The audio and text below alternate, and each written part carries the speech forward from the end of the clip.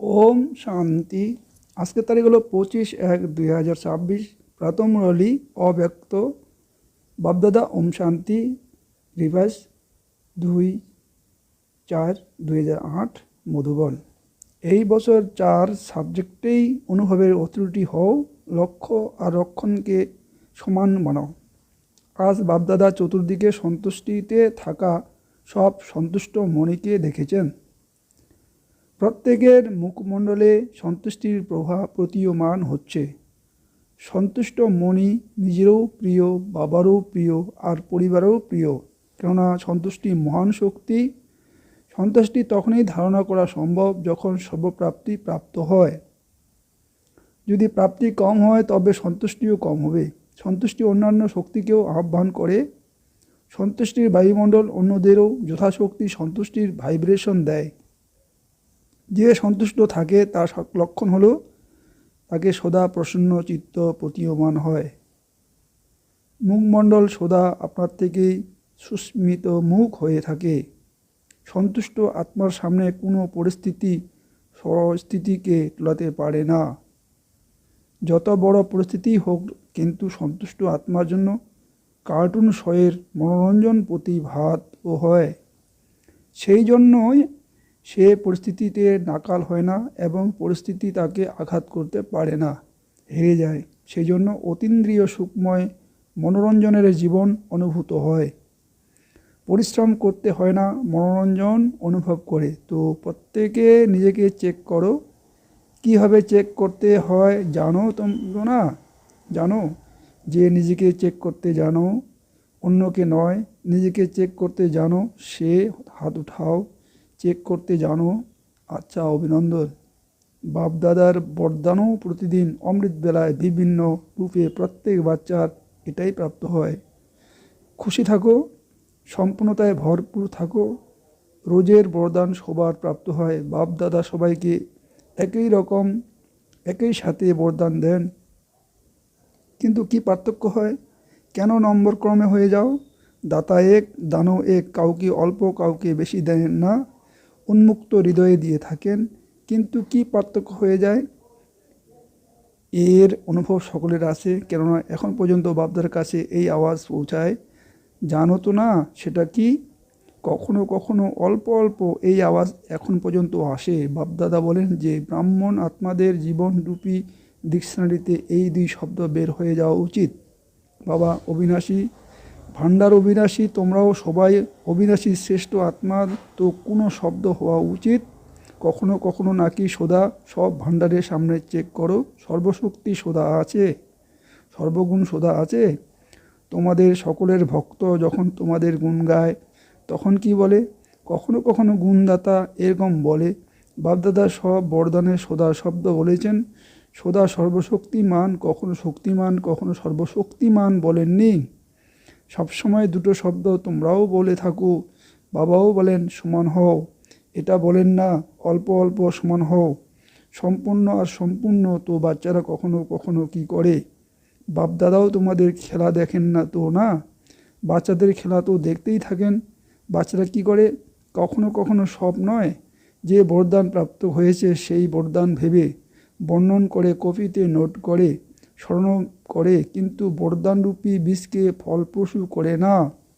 বীজ থেকে ফল বের করতে পারে না, শুধু বর্ণন করে খুশি হয়। খুব ভালো বরদান। বরদান হলো বীজ, কিন্তু বীজকে যত ফলপ্রসূ করা হয় ততই তা বৃদ্ধি পায়। ফলপ্রসূ করার যথার্থ গুরুত্ব কি? সময় মতো কার্যে প্রয়োগ করা। কার্যে লাগাতে ভুলে যাও, শুধু কপিতে দেখে বর্ণনা করো। খুব ভালো, খুব ভালো বাবা, খুব ভালো বরদান দিয়েছেন, কিন্তু কিসের জন্য দিয়েছেন? সেটা ফলপ্রসূ করার জন্য দিয়েছেন। বীজ থেকে ফলের বিস্তার হয়। বরদান তোমরা স্মরণ করো, কিন্তু বরদান স্বরূপ হওয়ার ক্ষেত্রে নম্বর ক্রমে হয়ে যাও। আর বাপদাদা প্রত্যেকের ভাগ্য দেখে নিরন্তর প্রফুল্লিত হন। কিন্তু বাপদাদা হৃদয়ের আশা আগেও শুনিয়েছেন, সবাই হাত উঠিয়েছিলেন। স্মরণে আছে তোমাদের যে তোমরা কারণকে সমাপ্ত করে সমাধান স্বরূপ হবে। হোমওয়ার্ক স্মরণে আছে? অনেক বাচ্চা আত্মিক কথোপকথনের কিংবা পত্র দ্বারা, ইমেল দ্বারা রেজাল্ট লিখেছেও। এটা ভালো, তোমাদের অ্যাটেনশন আকৃষ্ট হয়েছে, কিন্তু বাপদাদার যে সদা শব্দ ভালো লাগে সেটা থাকে। তোমরা সবাই যারা এসেছো, হয় তোমরা শুনেছো অথবা পড়েছো, কিন্তু 1 মাসের হোমওয়ার্কে 1 মাসেই হয়েছে, শুধু বেশি হয়নি।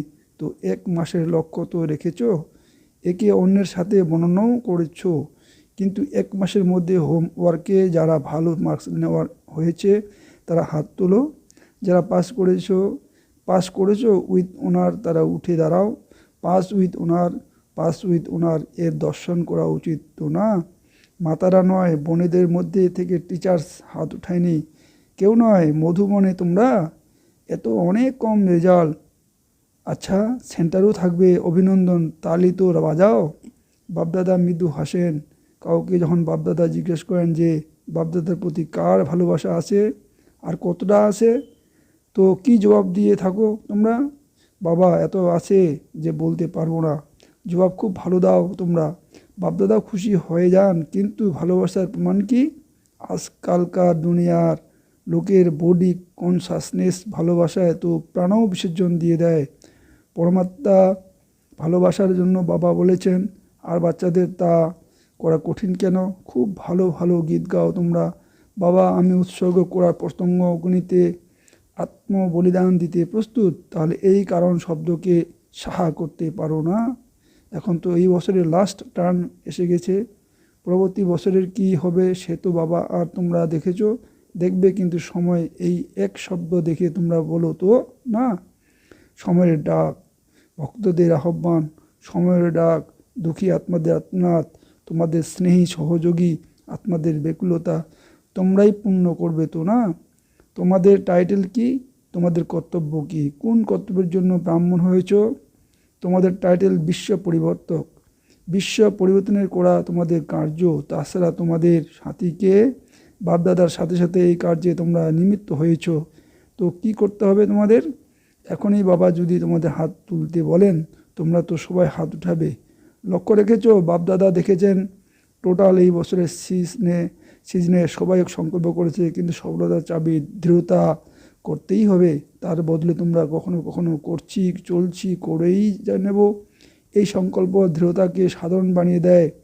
দৃঢ়তার মধ্যে কারণ শব্দটা আসে না, নিবারণ হয়ে যায়। কারণ যদি আসেও, চেকিং হওয়ার কারণে কারণ নিবারণে বদলে যায়। বাপদাদা রেজাল্ট চেক করেছেন, তো কি দেখেছেন? জ্ঞানী, যোগী, ধারণা স্বরূপ, সেবাধারী, 4 সাবজেক্টেই প্রত্যেক যথাশক্তি জানিও। জ্ঞানীও, যোগীও, ধারণাও করেছে, সেবাও করেছে, কিন্তু 4 সাবজেক্টেই অনুভব স্বরূপ। অনুভবের অথরিটি ক্ষেত্রে খামতি দেখা যায়।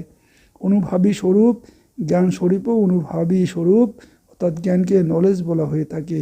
তো অনুভাবী মূর্ত আত্মাতে নলেজ অর্থাৎ বোধ আছে, কি করতে হবে কি করতে হবে না, নলেজ, লাইট আর মাইট।